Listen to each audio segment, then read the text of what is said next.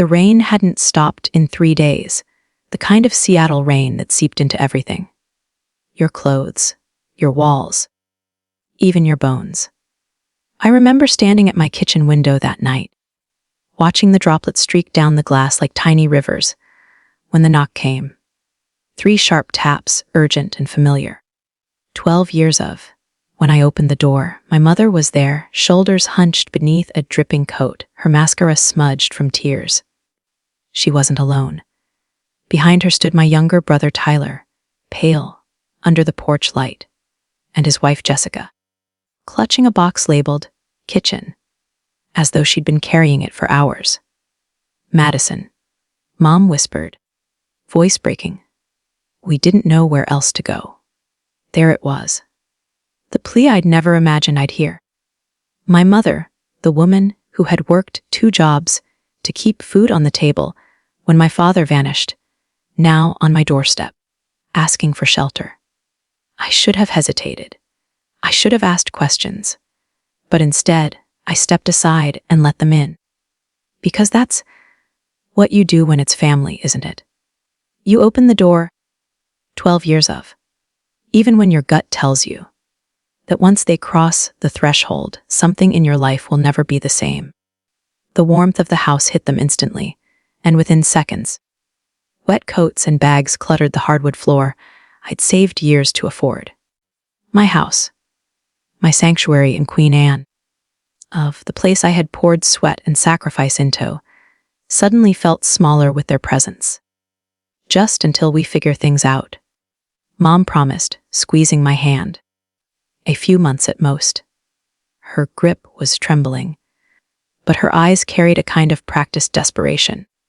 One I'd later recognize as more manipulation than fear. Tyler didn't look at me. He was already glancing past my shoulder at the living room, at the wide couch and the flat screen on the wall. Jessica, always immaculate even in crisis, brushed damp hair from her face and gave a faint smile. It's so nice of you. Maddie. Really. Not everyone would do this. I told myself their gratitude mattered. I told myself it would only be temporary. But somewhere inside, beneath the guilt and the instinct to be the responsible one, I felt the first quiet crack. To understand why I said yes, you have to know who I am. My name is Madison Reynolds. I'm 32. An architect by trade, and the kind of person who once believed hard work could fix everything. For 5 years, I pinched pennies and worked late nights, saving for the down payment on this house. 12 years of. While my friends traveled through Europe or bought new cars, I ate ramen at my drafting desk and counted every dollar. This house wasn't just a structure of beams and drywall. It was proof. Proof that I could build stability out of chaos. 12 years of. That the girl who grew up in a rented apartment with peeling wallpaper could claim something permanent. 12 years of. Every room carried a piece of me. The office where I sketched my designs, the kitchen where I taught myself to cook, the balcony where I sipped coffee at sunrise.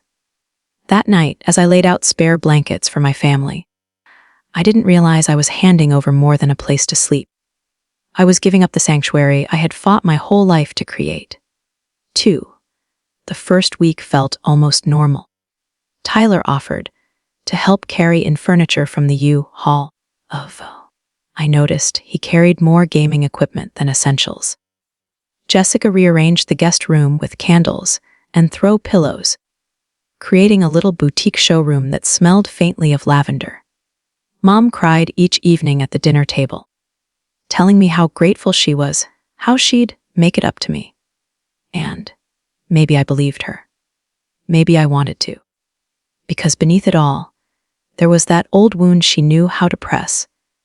I raised you alone, Madison. I gave everything so you could succeed. The unspoken ending always hovered. Now it's your turn to take care of me.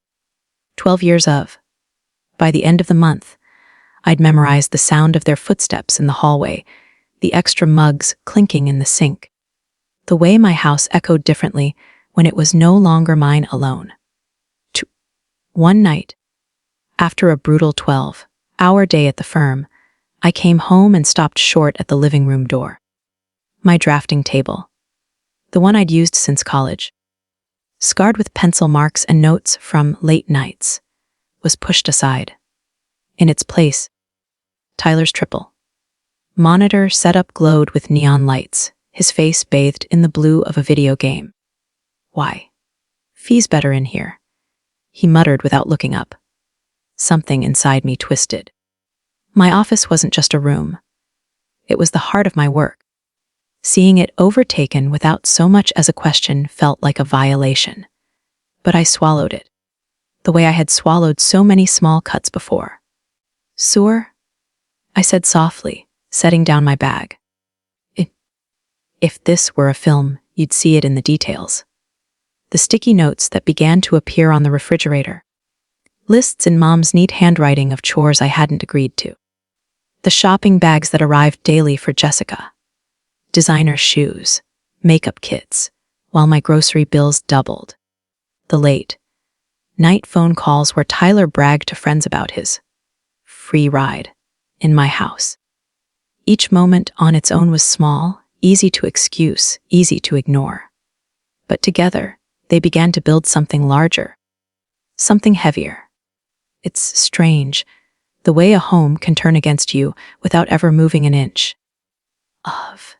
The walls stayed the same shade of white, the hardwood still gleamed under the lamps, but the air shifted. My sanctuary was no longer quiet. My coffee tasted bitter. Even my sleep was restless. As though the house itself was trying to warn me, they're not leaving. 2. I didn't know it then, but the moment my mother stepped across the threshold, we weren't just family anymore. We were a storm brewing under one roof. A storm that would strip me of more than money. A storm that would test whether love and loyalty could survive betrayal. And it all began with that knock on my door, on a night when the rain refused to end. At first, it was easy to convince myself things were fine. Families were supposed to be messy, weren't they? A crowded kitchen, overlapping voices, a sink full of dishes. That was the soundtrack of love, I told myself, and if it meant a few extra grocery runs or losing my quiet evenings, well, it was temporary. Or so I believed. The first sign of something shifting came on a Tuesday morning. I had left early for the office, 12 years of, a travel mug of coffee in hand, when I noticed a bright yellow, sticky note on the refrigerator. "Madison, vacuum the living room before book club tonight. Don't forget Tyler's laundry. We're out of wine. XO. Mom." I stared at it for a long moment, the handwriting so neat it almost looked cheerful. For years, Mom had written notes like this when I was a teenager. Reminders about curfews, chores, homework. Seeing it again on my fridge at 30, too felt like a step backward I hadn't agreed to take. I peeled it off slowly, folded it in half, and dropped it in the trash. That night, I came home to 6 middle-aged women laughing in my living room, the scent of wine heavy in the air. My shoes clicked softly against the hardwood as I slipped past them to my room, no one offering so much as a hello. My house, my furniture, my wine, but I felt like the guest. Tyler, meanwhile, had settled in like a man reclaiming ancestral land. His gaming setup sprawled across what used to be my office. The glow of LED strips visible even from the hallway. Every night, I could hear his laughter through the wall. Muffled shouts of victory as he played with friends. "Job hunting?" I asked one morning, trying to sound casual. He smirked, sipping the orange juice I'd bought. Yeah. Got a few applications in. Just waiting to hear back. I wanted to press him, but Jessica was standing behind him, scrolling on her phone. And her presence had a way of making my voice feel smaller. She wore new shoes that morning. Glossy leather with gold buckles, the kind that didn't come cheap. When I glanced at them, she caught my eye and smiled faintly. "Retail therapy," she said, as if that explained everything.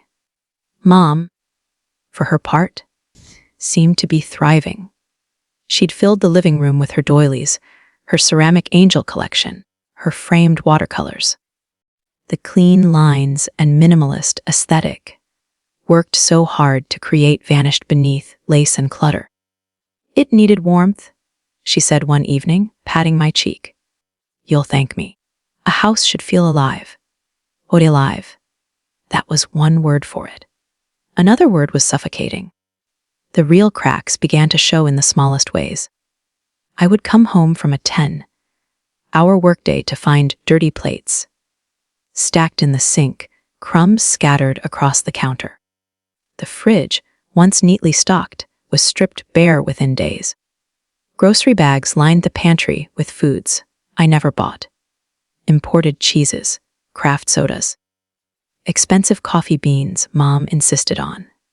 When I asked about money, the answer was always the same.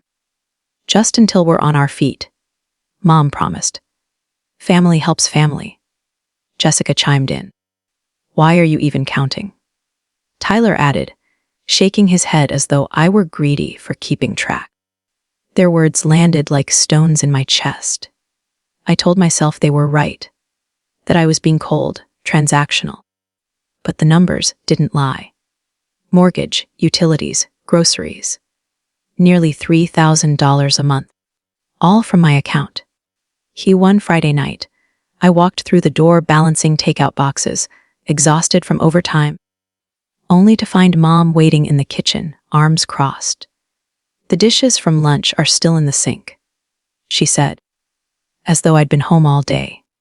We had to order pizza again. The sting of her words was sharp, almost absurd. I looked past her at the empty pizza boxes, the soda cans, the crumbs littering the table. 12 years of. They hadn't saved me a single slice. I placed the takeout on the counter and quietly began washing their dishes. My hands trembled in the hot water, not from anger exactly, but from the effort of swallowing it. In the living room, I heard Jessica laughing, Tyler shouting into his headset, Mom humming to herself as she poured another glass of wine. And I felt invisible. 2. I started staying later at the office, telling myself I was committed to the firm's big projects. But really, I was hiding. At least there, no one criticized me for dirty dishes or reminded me I was single. At least there, my space still belonged to me. But even work wasn't safe for long. Madison, my boss, Richard, said one afternoon, pulling me aside. "You look exhausted. Everything okay at home?" I opened my mouth to lie, to say it was just long hours. Nothing more. But the words stuck in my throat. How could I explain that I was losing my grip, not just on my career, but on the very foundation I'd built for myself? "I'm managing," I said finally. He gave me a look that said he didn't believe me. By month 4, the house didn't feel like mine at all. Mom's friends came and went. Jessica's packages piled up at the door. Tyler's laughter rattled the walls past midnight.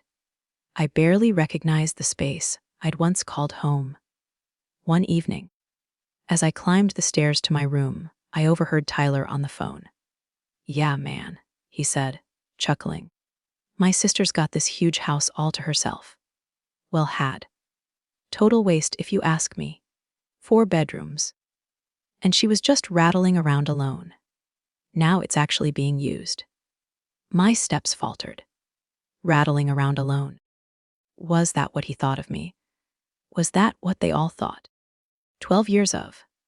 That I didn't deserve the life I'd built because I hadn't filled it with the right people. I stood there, in the dark hallway, the glow of his monitors spilling into the space. And I realized something I hadn't let myself say aloud. I was no longer the owner here. I was the intruder. The rain had stopped by then, replaced by a strange stillness in the air. Seattle nights are rarely quiet, but that night they felt suffocatingly so. I lay in bed staring at the ceiling, the muffled sound of laughter rising through the vents. For the first time, a dangerous thought slipped into my mind. Maybe I made a mistake letting them in. I shoved it away, but the thought didn't leave. It lingered, waiting. Because somewhere deep inside, I already knew. This wasn't temporary. 12 years of. This was the beginning of something I didn't yet have the strength to name. It happened on an ordinary Tuesday. The kind of day that blends into the rest. Gray skies, endless drizzle, the hum of tires on wet asphalt. I'd been at the office until late, rushing to finish revisions on a major project. When I finally trudged through my front door, craving nothing but silence, and maybe a glass of wine, the first thing I saw stopped me cold. Another sticky note. This one wasn't about chores or groceries. It was a list. 4 items in Mom's handwriting, perfectly centered on the refrigerator. 1. Pick up dry cleaning. 2. Vacuum living room before book club. 3. Tyler's laundry piling up. 4. We're out of the good wine. My eyes locked on number 3. Tyler's laundry. For a long moment, I just stared at it. The absurdity of it. My 28 year old brother's dirty clothes, assigned to me like I was some live-in mate. I crumpled the note in my fist, the paper digging into my palm. Something inside me, something I'd been pressing down for months, snapped. That night, I walked into the kitchen to find Mom waiting with her arms crossed, as if she had been rehearsing. "Honey," she began, "the dishes from lunch are still in the sink. We had to order pizza again. Do you know how embarrassing that is when my friends come over?" Her words landed like a slap. I glanced at the greasy boxes, the crumbs littering the counter, the half-empty soda cans. They hadn't even thought to save me a slice. I wanted to scream. Instead, I turned on the faucet and began scrubbing. Behind me, their voices filled the air. Tyler laughing with his gaming headset, Jessica on the phone gossiping. Mom sighing as though she were the victim. My chest ached with the effort of swallowing everything I wanted to say. The next morning, I overheard Tyler on the phone again. His voice carried through the thin walls as I made coffee. "Yeah, man," he said, chuckling. "You should see this place. My sister's got this massive house, and she was living here alone. Such a waste. We've made it a real home now. Family dinners. People around. She didn't even know how empty it was before we moved in." Empty. That word sliced deeper than I expected. My house. The one I had built, brick by brick with overtime hours and missed vacations. Reduced to some barren shell until they arrived. I gripped the countertop until my knuckles whitened. 2. By Friday, the humiliation had reached new heights. I was working from home, a rare privilege I'd fought for. When Jessica appeared in the doorway of what was supposed to be my office. "Madison, can I ask you something?" she said, without waiting for an answer. Sore. She leaned against the doorframe, phone in hand, nails freshly painted. "How come you never date? You're not getting any younger, you know. Maybe if you weren't so particular, you'd have someone to share all this with." Her hand gestured vaguely at the house, as if it wasn't mine, as if I were hoarding it. Particular. That was the word she chose. As though my only flaw was wanting basic respect in my own home. I smiled tightly, said nothing, and turned back to my laptop. But my hands shook so badly I could barely type. That night, I sat in my car in the driveway, long after the lights inside had gone dark. I pressed my forehead against the steering wheel and let the sobs come. Ugly. Raw.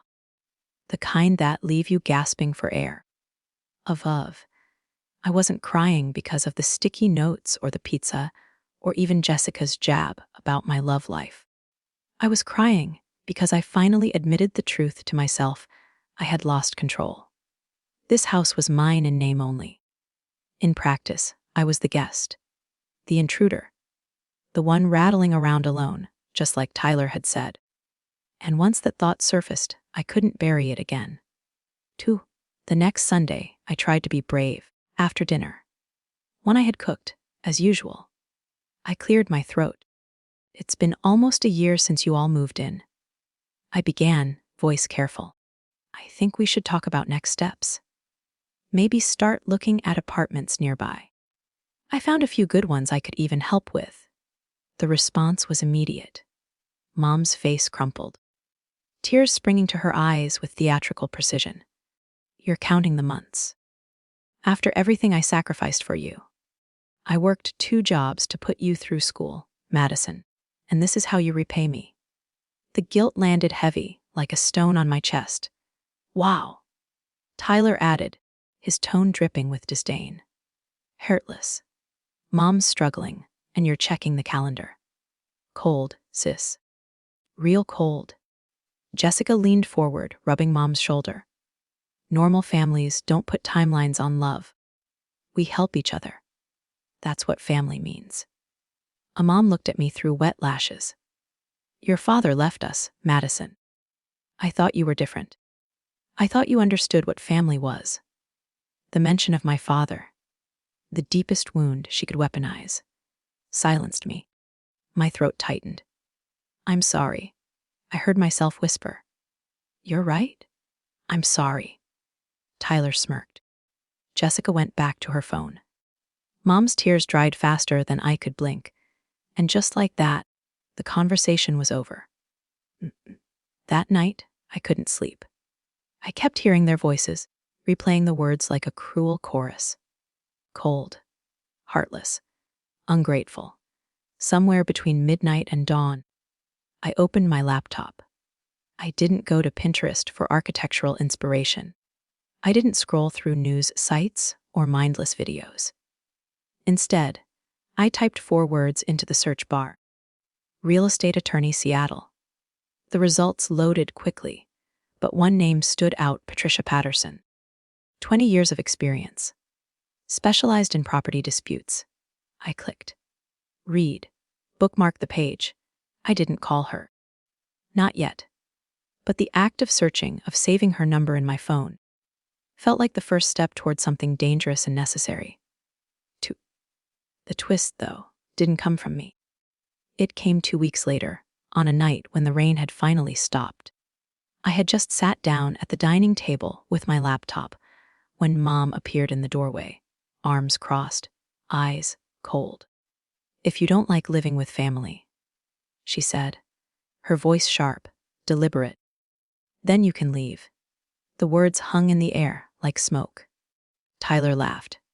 Jessica smirked behind her wine glass.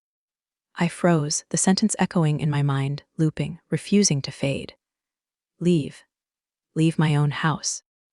I looked at my mother, the woman who had raised me, who had once told me I could do anything if I worked hard enough, and saw someone I no longer recognized. Something inside me went still. Not rage, not tears, but a cold, quiet certainty. If they wanted me gone, then they had no idea what they had just unleashed.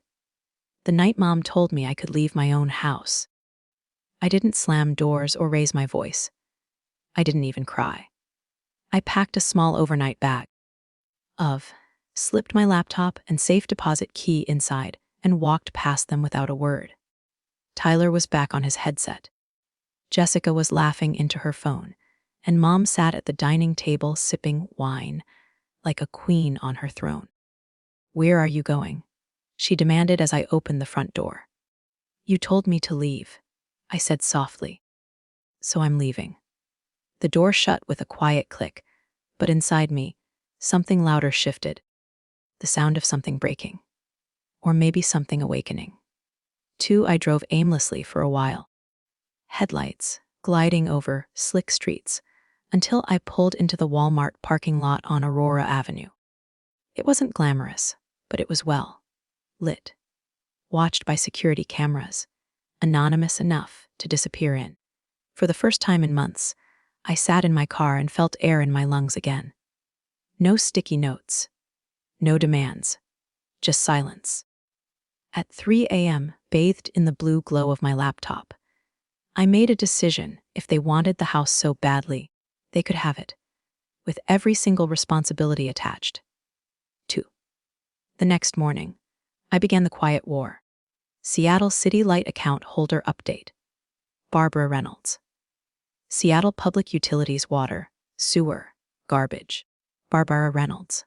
Choe Portal Primary Contact Changed.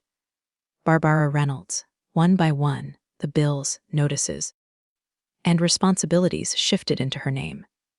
Each confirmation email felt like a stone dropping into water, ripples spreading wider and wider. Comcast was trickier. They wanted deposits, setup fees, credit checks. That would be their problem now. By dawn, I had transferred every tether that bound me to the house's daily grind. They wanted a family home. They would learn exactly what that cost. 2. But strategy alone wasn't enough. I needed certainty, protection. 12 years of Patricia Patterson's number glowed on my phone screen for hours before I finally pressed call. Her voice was calm, practiced. Ems Reynolds. How can I help? I spilled everything. The year of unpaid freeloading, the sticky notes, the manipulation, the final insult of being told to leave. My words tumbled over each other, a mixture of anger and shame. She listened without interruption. Then, steady as a metronome, she said, "You are the sole owner on the deed." Yes. And they have never paid rent, signed a lease, or contributed to the mortgage. No. Never. Her tone sharpened. Then they are not tenants. They are guests. And guests can be asked to leave at any time. With proper notice, you are entirely within your rights. I closed my eyes, the relief nearly physical. You've been carrying the weight of their choices, she continued. It's time you let the law carry it for you. Her words weren't dramatic, but to me, they felt revolutionary. The weeks that followed were a careful dance. By day, I played the dutiful daughter, the tolerant sister-in-law. I nodded at Mom's criticisms, tolerated Jessica's gossip, ignored Tyler's lazy smirks. But at night, in the quiet of my locked bedroom, I became something else entirely. Every mortgage payment receipt, photographed and filed. Copies of the deed, notarized and tucked into my safe deposit box. Bank statements highlighting a single name. Mine. It wasn't paranoia. It was preparation. If they wanted a battle, I would fight on terrain they didn't understand, documentation, legality, the kind of weapons that left no room for denial. Still, the guilt gnawed at me. Lying awake at 2 a.m. I'd hear Mom's voice in my head. I worked 2 jobs for you. I sacrificed everything. You can't abandon me now. And Tyler's sneer, family helps family. What's wrong with you? Even Jessica's cutting remark. Maybe you'd be happier if you weren't so particular. They echoed in the dark, testing my resolve, pressing on the oldest bruise inside me. The fear of becoming selfish. But then I'd look at the numbers glowing on my laptop screen. 3,000 a month, drained from me, unreturned. My savings bleeding out. My career slipping through my fingers. And I'd remember, survival isn't selfish. The cracks in their illusion of control came faster than I expected. Day 20, Mom called in a panic. Madison. The electric company wants a $400 setup fee. What did you do? I transferred the account, I said evenly. The house is yours, remember. Silence. Then sputtered outrage. I can't pay that. Click. I hung up. Day 4. Jessica stormed into the kitchen. The internet's off. Do you know how disruptive this is for me? You'll need to set up your own account. I replied. They require a deposit. Her face flushed. That's insane. The welcome to bills, I said, turning back to my coffee. Day 6 year, Tyler confronted me in the driveway, eyes wide with panic. The water company wants. We 600. We don't have it. What are we supposed to do? I met his gaze steadily. Figure it out. Like I did. For the first time, he had no quick comeback. But, but the true confrontation loomed ahead. Patricia had warned me. The cleanest way to end this was formal notice. Served with precision. No screaming, no accusations. Just law. I rehearsed the moment in my head 100 times. The words I'd say. The way I'd keep my hands steady as I slid the papers across the table. But beneath the rehearsals, my heart still wavered. Was I betraying them? Or was I finally reclaiming myself? The lines blurred at night. But by morning they always sharpened again. I'd wake to another sticky note. Another bill. Another dismissive laugh. And each one whispered the same truth. You cannot save people who refuse to save themselves. On the 29th day of my quiet war, Patricia called. I have the documents prepared, she said. What can deliver them this week? Would you like me present? I hesitated only a moment. Yes, I want witnesses. I want it done right. She chuckled softly, spoken like an architect. Every structure needs a foundation. You've built yours. Now it's time to stand on it. The night before the confrontation, I stood in my bedroom, staring at the framed architectural prints I had tucked into the closet months ago, when Mom hung her watercolors over them. I pulled them out, dusted them off, and leaned them against the wall. Tomorrow, I thought. Tomorrow, I take this house back. And for the first time in nearly a year, I allowed myself to imagine it. The silence of my own home, the freedom of my own choices, the peace of being alone, not lonely. Tomorrow, the war would leave the shadows. Tomorrow, everything would change. The house smelled of pot roast and rosemary. My hands shook as I set the heavy dish in the center of the dining table. The same table where they had dismissed me so many times before. I'd polished the wood until it gleamed, lit the candles, opened a bottle of wine. A feast for a farewell. Mom glanced up from her chair, suspicious but smug. Tyler scrolled on his phone. Jessica angled her plate toward the light for another carefully staged photo. Family meeting at 3. I had texted earlier. They came without hesitation, confident they'd already won. The doorbell rang at 2058. Patricia Patterson stepped inside like a blade sliding from its sheath, sharp suit. Leather briefcase, composure honed from decades of battle. She nodded at me once, then at the trio seated at my table. Who's this? Mom asked, her voice tightening. This, I said, forcing my tone steady, is Patricia Patterson. She's a real estate attorney. The air shifted. Even the TV in the background seemed to hush. Tyler's head snapped up. Jessica froze mid-scroll. A lawyer. Mom's voice cracked into a higher register. Madison, what have you done? Patricia set her briefcase on the table with a decisive click. I'm here to witness a formal notice regarding this property. 2. She opened the case, sliding out neat stacks of papers. The sound of pages brushing against leather was louder than any accusation. This, Patricia said, holding up the first document, is the property deed. Sole ownership. Madison Reynolds. The words hung in the air like a verdict. Tyler scoffed. We know it's her house. So what? So. Patricia continued smoothly. As the sole owner, she determines who resides here. And as of today, she has chosen to revoke your status as guests. Guests? Mom repeated, as if the word were poison. Yes, Patricia said firmly. You've never paid rent, never signed a lease, never contributed to the mortgage.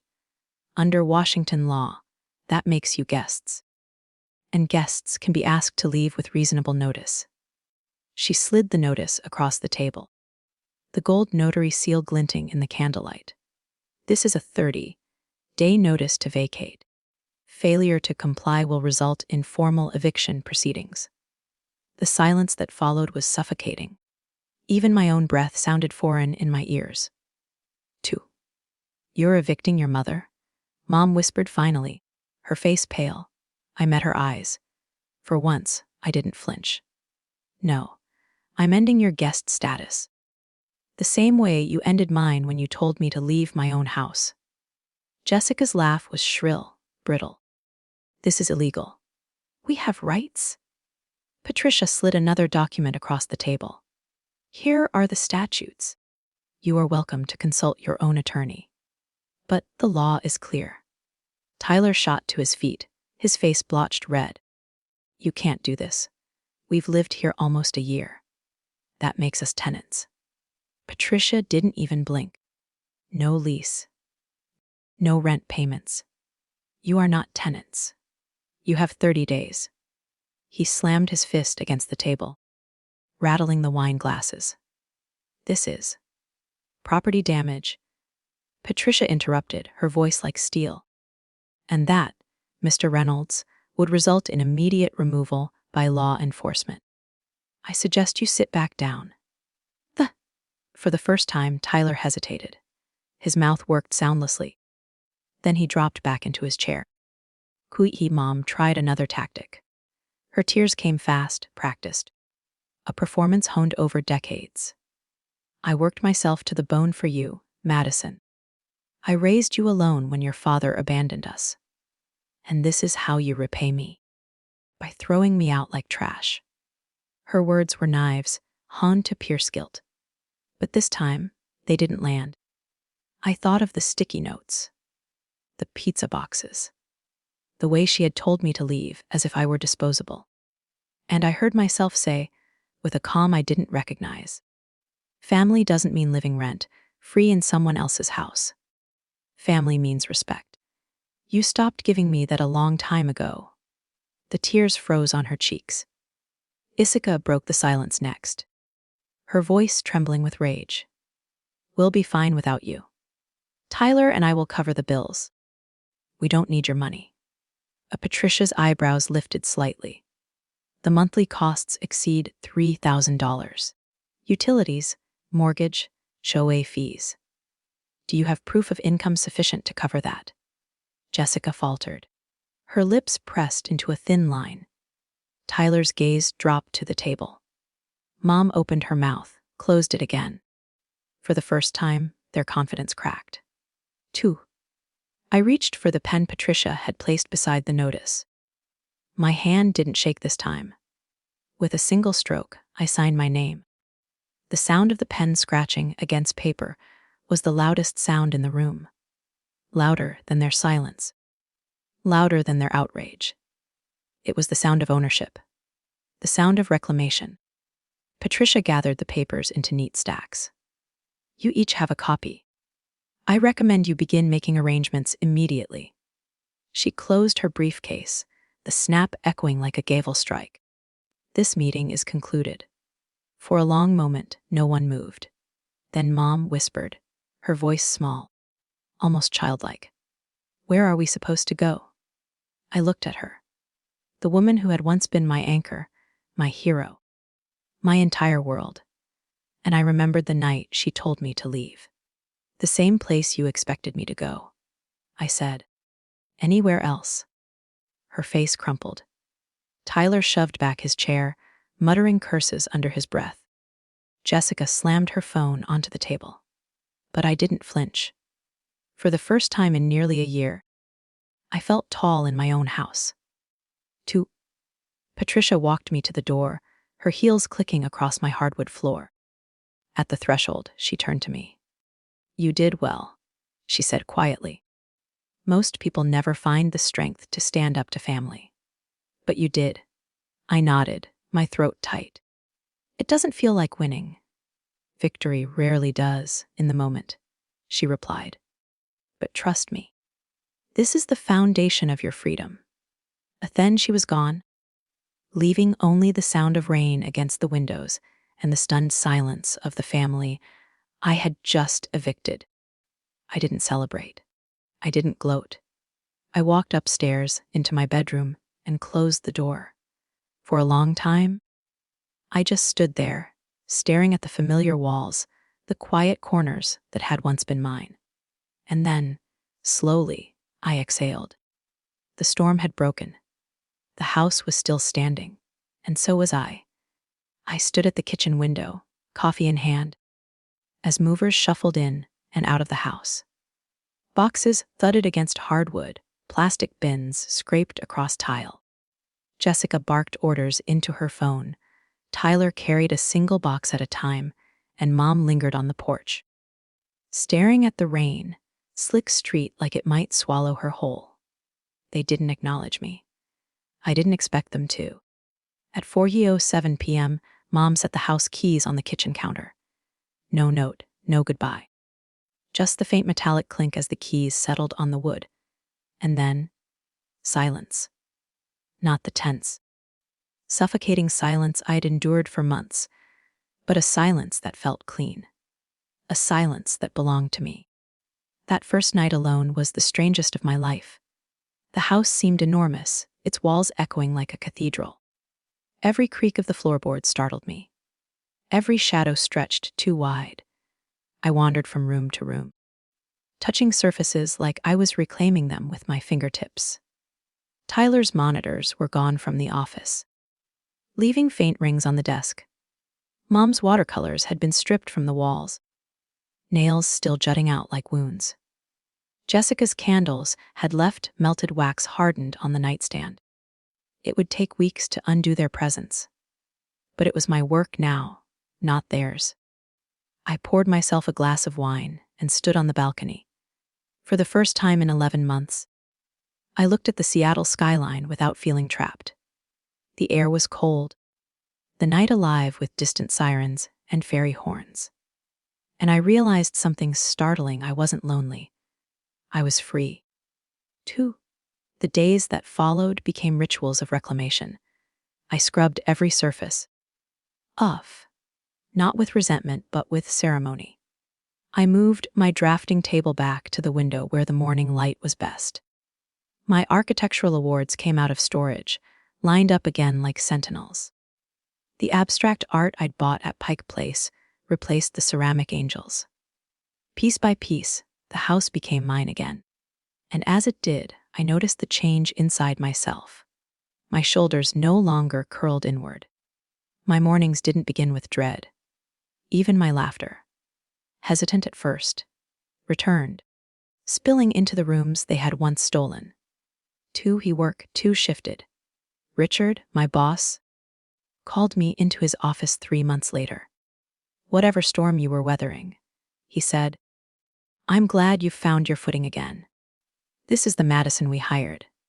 He slid a folder across the desk. Promotion. Senior architect. 15% raise. The corner office. Years of. The very things I'd thought were slipping away had been waiting, quietly, for me to reclaim them. The way I had reclaimed my house. Family, however, wasn't so simple. Tyler texted me 2 weeks after they left. "Got a job. Warehouse again. It's not great, but it's something." I sent him $2,000 for his apartment deposit.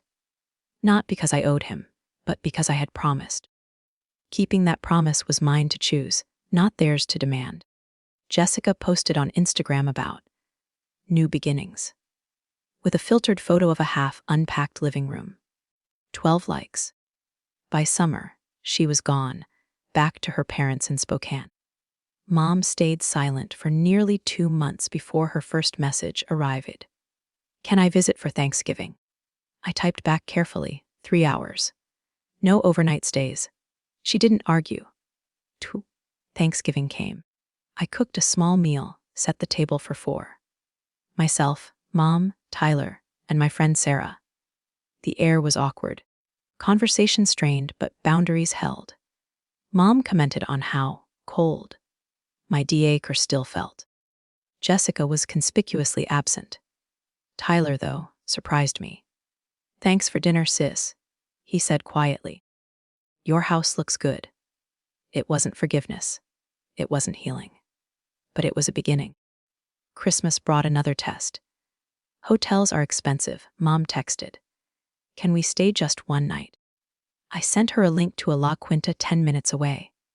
"This is the closest option," She didn't reply. But on Christmas Day, she came for dinner, stayed 3 hours, and left without protest. For the first time in years, I felt we were learning. Not how to live together, but how to live apart without destroying each other. Months passed. The quiet became normal again. I started dating, cautiously. A software engineer named James came over one night with homemade lasagna. We ate at the same table, where my mother once accused me of selfishness. "You look lighter," my friend Sarah said one evening, "like you can breathe again." She was right, because freedom doesn't roar. It exhales. One afternoon in spring, as I painted over the nail holes in the walls, I thought about Mom's final words before I left that night months ago. "If you don't like living with family, you can leave." And how I had left. But leaving hadn't been the end. It had been the beginning. Boundaries, I realized, weren't walls meant to keep love out. They were doors. Doors you could close when you needed to protect yourself. Doors you could open again, carefully, cautiously, when respect was offered. The house no longer felt like a prison. It felt like what it was always meant to be, a sanctuary. Every morning, I brewed coffee and drank it on the balcony, the city humming below. Every night, I walked through rooms that echoed only my footsteps, my laughter, my life. 12 years of. And though part of me still carried the H of betrayal, another part carried something stronger. The certainty that survival had been worth it. Because in choosing myself, I hadn't abandoned my family.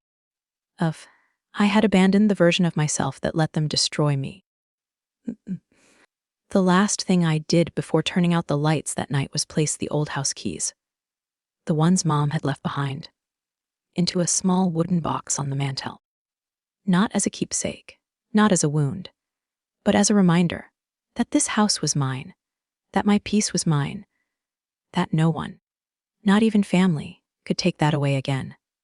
2. Outside, the rain began to fall, steady and soft against the glass. I stood in the quiet, listening, and smiled, because this time the rain wasn't a storm. It was cleansing.